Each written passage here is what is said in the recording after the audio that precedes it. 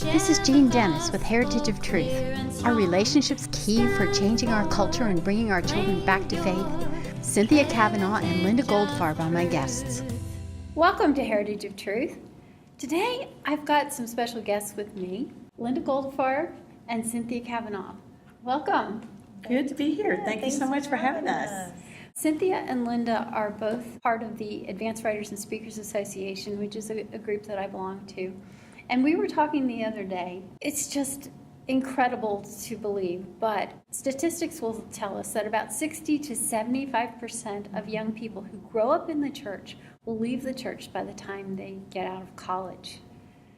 So what do you think about that, ladies? I tell you, I know that Cynthia and I have been discussing this too, and that it's almost become like an epidemic or like inevitability. Yes. Is that, oh, you grow up in the church and that's all good, but once you're out of high school, it's already a separation. It's almost like it's designated that way. We were talking about what the family community was like years ago. And we talk about the church, but I think it's, in essence, what you're saying, it's the family. We have to look at the family because the family is that consistent element. It's the one variable that doesn't change. It's almost like kids want to leave home at 18 or 20 and they want to leave the church. It kind of goes hand in hand. And they've been going to honor their parents, or their parents have said, as long as you're under my roof, you know, this is what we're going to do. Right. But where 100 years ago, or maybe 75 to 100 years ago, it was more of a natural engagement. First of all, the church was the center of the community in many, many ways. And many of the homesteads, the cities, the towns that were created,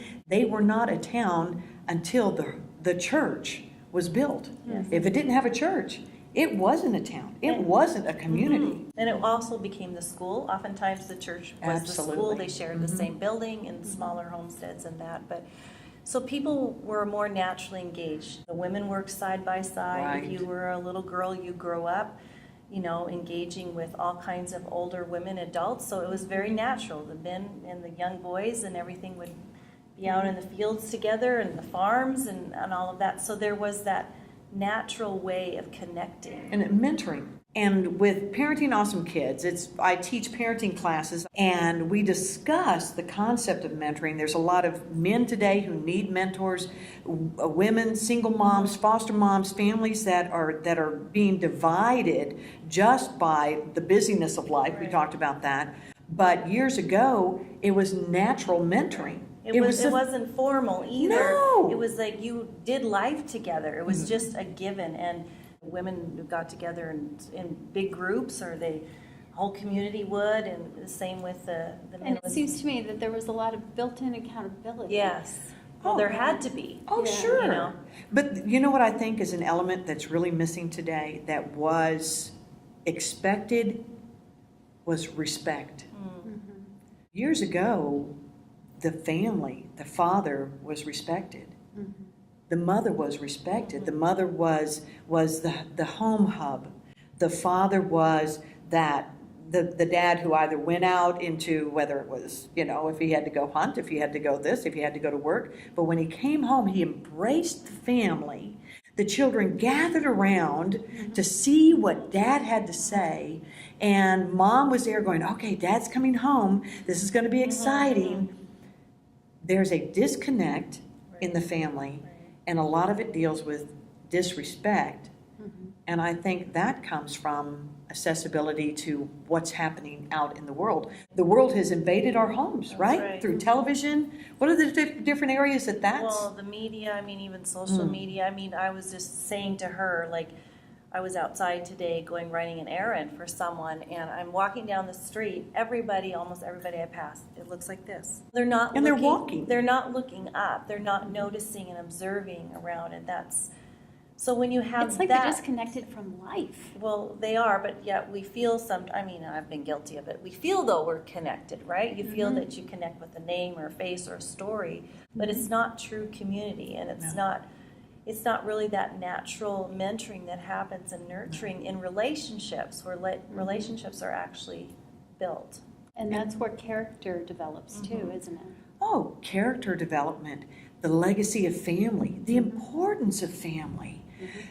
children today, and through all the studies that I've taught and what I've experienced as a mother of 4, grandmother of 6, and I know you got some Yes, I some have babies too. grandmother so of 6 under 6. there it is. But with that dynamic, what we found is that in the home, the disconnect is there because of the busyness of life. Yes. And everyone is trying to make ends meet, but they don't realize the key ends are what's in the family. And husband and wives, they become cohabitants.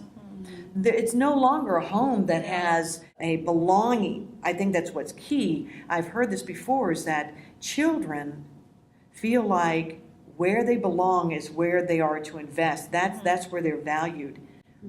There's a lack of belonging in a home.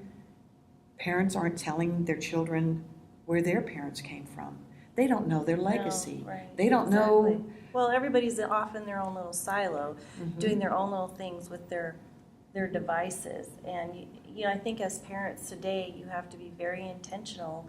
We're not going to have our phones at the dinner table. We're not going to have our iPads. And we're actually going to have a dinner table. We're going to have dinner, and we're Oh, not going to. yes. Or we're actually going to have a dinner table, and we're not going to have any of those things that can interrupt that. And I've witnessed that with parents as well. We lose the teaching moments. I mean, when I'm in the grocery store sometimes and I see a mom, and I get it, sometimes you just need that. I understand that, but it makes me sad too, because I'll see parents, they're out with their kids doing something and they're not even paying attention to their kids. Or even in a grocery store, they're in the cart with an iPad, where that could be a teaching moment, as Parents are tired. yes. Parents absolutely. are tired. Grandparents are reparenting.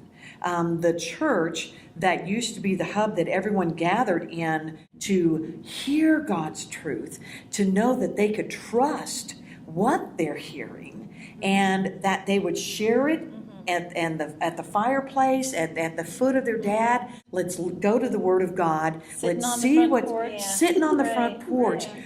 All of that has technology has come in. Technology isn't bad, and you had mentioned that before. It's really not can be bad, great. but it can be overused. It can be overexposed. It can be brought in too early into the home.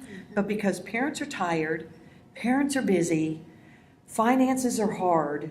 Well, I could go to church, but I could watch church here. Right, and then there's I no could- community. There's right? no community. Well, I don't need community because I've got the Bible, I have church, I have this. But I think what we miss, if I can sit close to you and I can look at your eyes, then I have an intimate connection with you. With that, then I begin to trust you. I begin to feel safe. I think I think we have to get back to that in the family.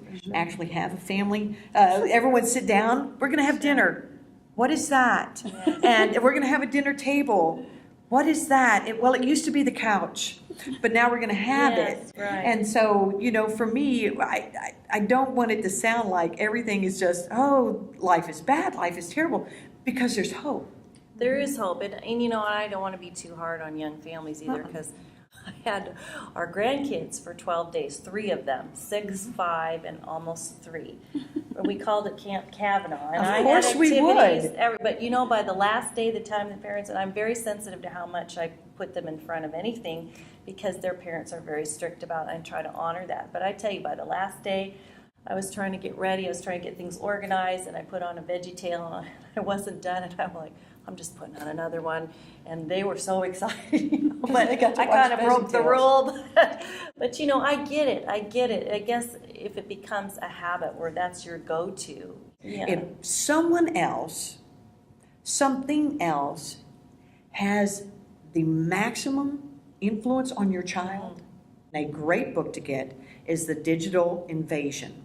Oh, yes, that's a An wonderful book. incredible book to have. Yes, and by I, Dr. Sylvia Hart, who's Yes. a good friend of mine. Yes. So- And Catherine and her dad. And Yes. We Dr. actually Cavanaugh. interviewed her, so people can look for that interview Oh, online. yes. Wonderful. An infant from this age to this age should have no screen time. Right, absolutely. It rewires their brain. Well, this is what's happened, is you have parents that have become competitive in the parenting industry. Yeah. And so what they want is they want to show you their little infant who can take a phone and do this and this and this with it Isn't she smart? Isn't she clever? Isn't all of, because everyone else is doing it. Then you post it on Facebook, and then you show the world, and it's all this. And so now you've taught the child that this is who I'm going to relate to. And what you said, the rewiring, right? So you put a screen in front of your child, and the synapses that starts happening in the brain that's supposed to develop gradually, right? You have the infant. This was their screen. And mommy would go, I love you. And that's wonderful. Now they have a screen that's going like this. So the brain then overcompensates and starts firing faster. So because now then, oh, you're really engaged. Oh, this is great. Now you're 2, so now you can go to this. And now it's firing faster. Then when they reach 9 is almost the new 13. So they reach 9, and the parent says, Johnny, you said that you would pick up the stuff in your room. I need you to bring your laundry into the hamper. And Johnny hears, Johnny. Like Dory. Except not as fun, because she's like there. But they're looking, and they disengage, but they know the answer. Okay, Mom, they go, and they don't complete the task. Mom goes, he goes, what'd you say? It's almost like a built-in trigger for disrespect. Because then the parents get mad, because Johnny didn't do what they said, but Johnny really didn't hear what Mom said, because his brain has reconfigured, right? Where does the problem lie? I know, it's a tough thing, and I think that's one of the things that's big that contributes. As I watch my own kids raise their children, that's something that they know. Like my oldest son says, they're not having cell phones when they go to school. It'll be a long time, and I'm thinking that I know it's going to be a battle for him, but he understands, all of that and what that can contribute to. And so when my daughter was growing up, I was saying she's not going to have a telephone or a TV in her room, and now, boy, that's so common. Yes. And not only that, they've got the cell phones and the iPads and everything else. But that's one thing I think, that whole technology piece that impacts, the disengagement, if we go back to our thought there, the disengagement of the family, or and disengagement of relationships. That we think of relationships almost like in a virtual, like I'm so connected to somebody on Facebook. I haven't seen them for 10 years, but I'm their, new best friend, but that's not really community. I can't look in someone's eyes, and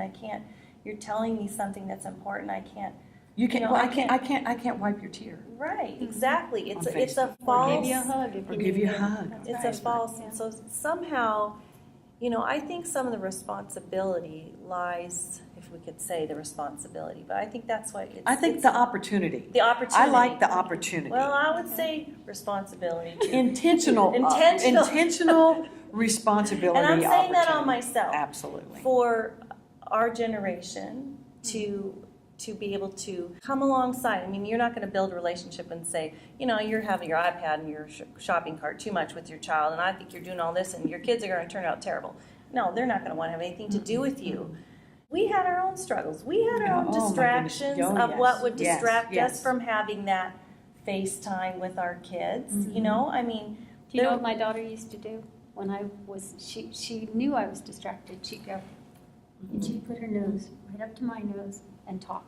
And it was like pressed. That's good. I could not escape if I wanted to. But what she's saying is she wanted you. She wanted that closeness of you. Don't be distracted from me, Mom. Don't be distracted from me, Dad. Important. And it comes back to belonging. Yes, right. There's something that we've done in Parenting Awesome Kids. And I would venture to say it's probably something similar to what you have experienced as well. I've asked the parents, do you have a family mission statement? And they went, what? I said, how many of you have businesses? Does your business have a mission statement? Does it have a vision statement? Do you know about the financials, where you see yourself in so many years, and who is responsible for what and all of this? Well, yeah, you can't have a business without it. I said, yeah. And parenting is one of the oldest businesses that we have. So we started developing the who is the Goldfarb family. And maybe it's based off of a scripture reference. And you list your core values, what's And important to then you as a family. I list, who am I as the wife of Sam? What does that mean? Who am I to my children? What does that mean? And all of a sudden we find that we have this belonging and it's different. And then everything that we do, if we're going to make a choice, or we're going to make a decision, well, let's look at our value, our target. What is our mission? Who do we want to be in the community? And so many of them, a lot of them started framing things. They based them off of grace, or they used grace and said, this is who we're going to be. Having them do something tactile, having the kids come on board and doing something with that. I think it's become more of a, we build unity with unifying our time at the dinner table, fun things. What about play? People don't play much anymore. But they need, they need us to come alongside, and, we're distracted too, and for us to, everybody has to work together. I guess when I'm saying responsibility, I mean that as we need to do our part Walk as well. the walk. We need to walk and be intentional, in our generation of coming alongside and loving these young families. They need us because we're not in that natural engagement, and just hanging out. It doesn't have to be formal. It doesn't have to be like, oh, we're going to do a Bible study. That's great. But it can be just like, Invite hey, them to dinner. Right. Or go over there and say, hey, can I come by? I'll bring you a Starbucks coffee. I mean, I do that sometimes for my daughter-in-law. She's like, oh, I can't get out of the house. And I forget, I would love that. And I go over and I just hang out, and she's folding laundry, or, just doing things like that, just to let people know that you care about them. And then they start to open up. And, one of the things my daughter-in-law said to me, like, did this happen when, the kids, what should I do with this? She just texted me something that yesterday, a question she had.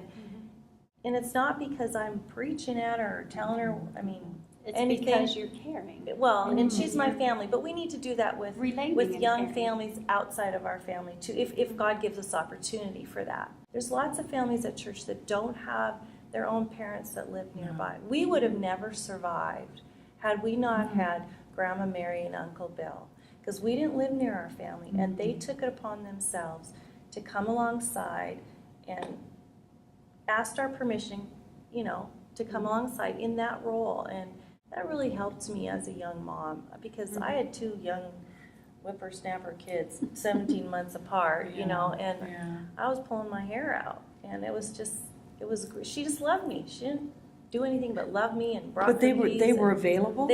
She They made were herself available. available. She saw it as part of her purpose and her calling. And I think that, again, God is a God of relationships, so we need to build relationships that He brings in, and relationships that we're born into, relationships that we're deciding that we want to have in community. And in that, it takes time.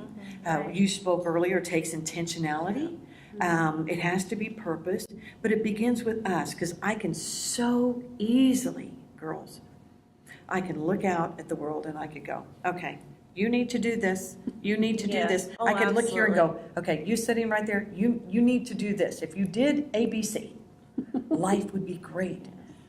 But I don't Who's going I don't live, well, I don't live I know we her don't life. live. Yeah, that's I right. don't live their You have life. to be so careful, right? And, Yeah. but with God, the hope comes is that God does care. God has that invitation into the family. If there's one thing that I would invite everyone who's listening to this program and they're like, yeah, but the world is this and it's all this and it's all this, the one thing that I would invite them to do, you must have your personal quiet time. It doesn't matter what else you choose. That's right. Choose to give up something for you to spend 15 to 30 minutes in God's Word. It can start out as 5. But if you will do that, even if you say, Lord, this is hard, I've never done this before, I want to give 10 minutes, 15 minutes, I've got 12 kids, all of this, or I have, no one understands. But God understands. And regardless of us, we're human, we make mistakes, everyone makes mistakes. But God will be faithful. He will give you the desires of your heart. All he asks is that you be obedient and seek him. Then he's going to start giving you answers. People are going to start coming in your path, and you're going to recognize them because you'll start expecting that Did you too. say in the morning? You know what? I do mine in the morning. It used to be years ago, I was of the mindset where I was like, you know what? I can talk to God anytime. I talk to God all the time. I talk to him in the car and I do this. And I really thought no, that is my time with God because I'm always communicating with him. But I will tell you that I get up early because he gives me a word, and he's not just giving it to me. And giving me a word means that he's speaking into me a truth that I'm going to use. Now, I may go, is it going to be for me or what? But I can meet you somewhere at a grocery store, and I see that you're sad, and I walk up, or maybe something falls, or a child is being restless, and I come and I go, oh, it's a hard day. Oh, you don't understand. And it's just poured out. This has been my day. This has been my day.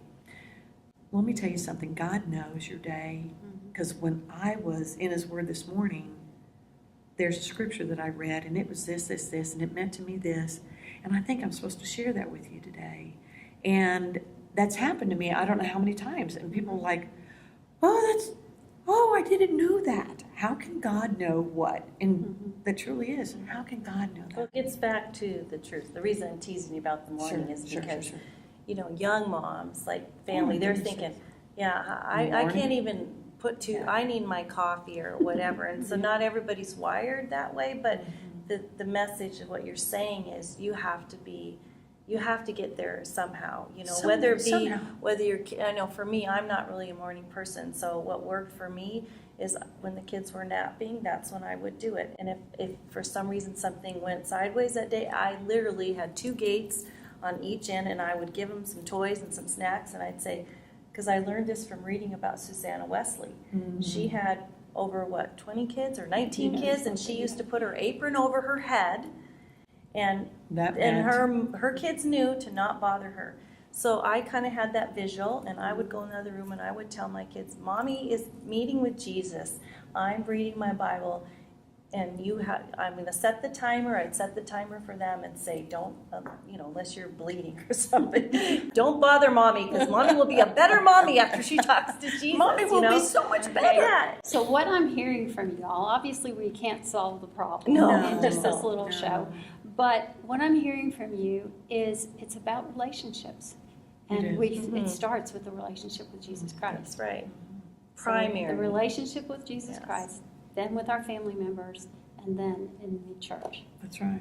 Well, he's And then the that one that extends helps out us, to- right? Sure. He's the one that helps He us equips. to know, yes, I need to be, I can't tell you how many times I convicted. I mean, we didn't have all these technology things when I raised my kids, but where God said, you need to be FaceTime with your children, you're too tasked right now. But that wouldn't happen if I wouldn't have been putting my apron over my head and talking to Jesus, Right. either. That's right. I wouldn't have received that truth in my heart. That's right. So before we go, can you quickly tell people about your latest book? Oh, And then sure. If you have something you want to tell them Sure. about too. Well, my book is Unlocked 5 Myths Holding Your Influence Captive. And I really believe that influence is our greatest asset that we can have. And so this is a book with stories about ordinary women from around the world who have stepped up to and dispelled the myths and the lies that they might have believed of why they can't fulfill the purpose that God has given them. And whether that be I'm not enough, or I don't have enough time, or I'm out of my comfort zone. And then I integrate women because I love the Bible and I love to read and study, and so I put a biblical character with each myth or lie so that they can see how God has used them to dispel that, or given them courage, or help them to take a risk or step out of their comfort zone, and so forth. So Great. That's And how great. about you, Linda? Well, I have a book, Loving the Me God Sees, and it's on relational transparency for women based on the book of James. It's a 10-week study, and it has a 10-week video series that's free. And you have that. You have the leadership guide. If you go to my website, which is lindagoldfarb.com, or livepowerfullynow.org.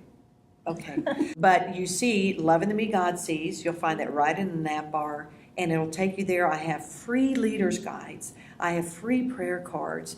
The whole way that you can line up and do a Bible study for two, or I've had it taught over in Uruguay, I mean all over the States, and it's been wonderful.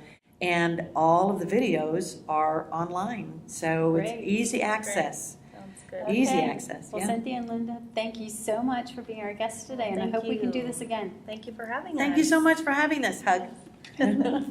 Share